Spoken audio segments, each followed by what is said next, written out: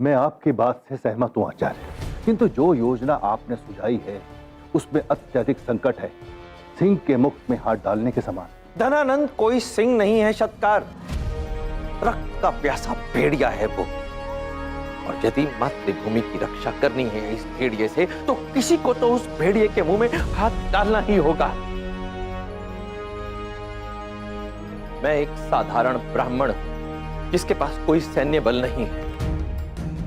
पूंजी के नाम पर यदि कुछ है तो अब तक के जीवन में अर्जित किया हुआ ज्ञान।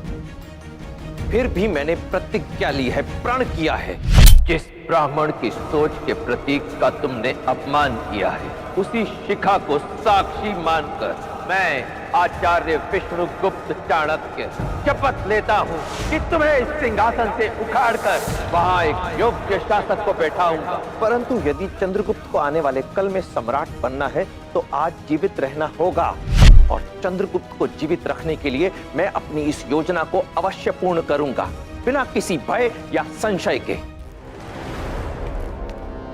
कैसे राजकुमार हो तुम?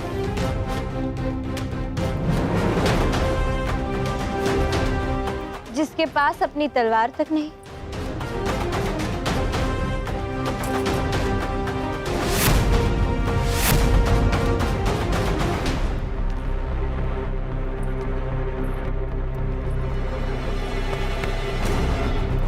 सत्यवत, तुम राजकुमार हो या नहीं? बताओ। यदि धनानंद की बहन को ज्ञात हो गया कि मैं वास्तविक राजकुमार नहीं हूं, तो मैं संकट में आ जाऊंगा।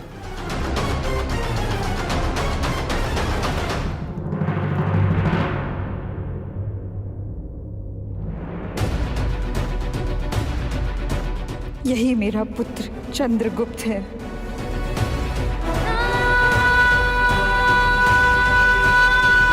मैं तुम्हारे पुत्र को तुम्हारे सामने लाऊंगा और तुम्हारे सामने तुम्हारी कठिनाइयों का अर्थात तुम्हारे पुत्र का अंत करूंगा। मुझे शीघ्र ही चंद्रगुप्त को ढूंढना होगा।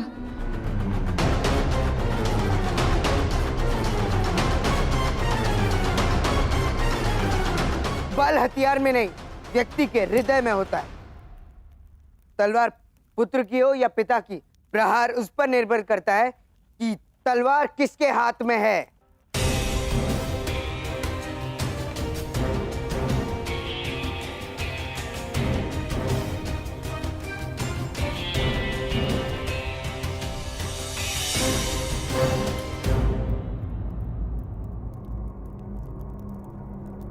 इस स्थान पर मुझे अपनेपन की अनुभूति क्यों होती है?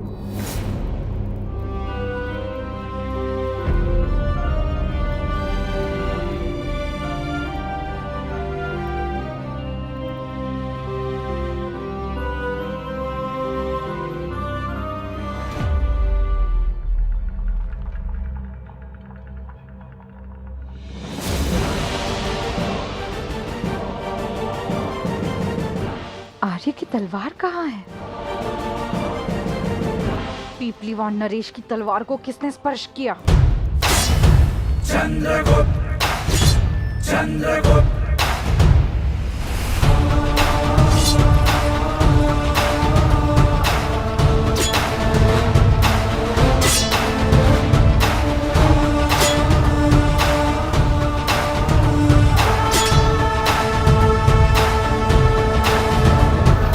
चंद्रगुप्त मौर्य, चंद्रगुप्त मौर्य, चंद्रगुप्त मौर्य, चंद्रगुप्त मौर्य, चंद्रगुप्त।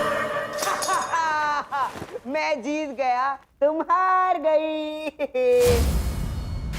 माता और संतान के बीच का संबंध कभी असत्य नहीं होता। देखा, इस स्त्री पर ये पीड़ा का भाव देखा।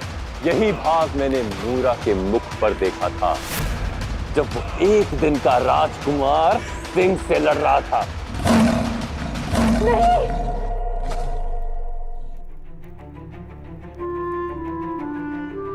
आपका ये तात्पर्य है कि संभावना है कि वो बालक मूरा का खोया हुआ पुत्र है। धन्यवाद। कहते हैं की तलवार काटती है, पर आज मैं तुम्हारे ही कारण मैं अपनी उस माँ से मिल पाऊंगा।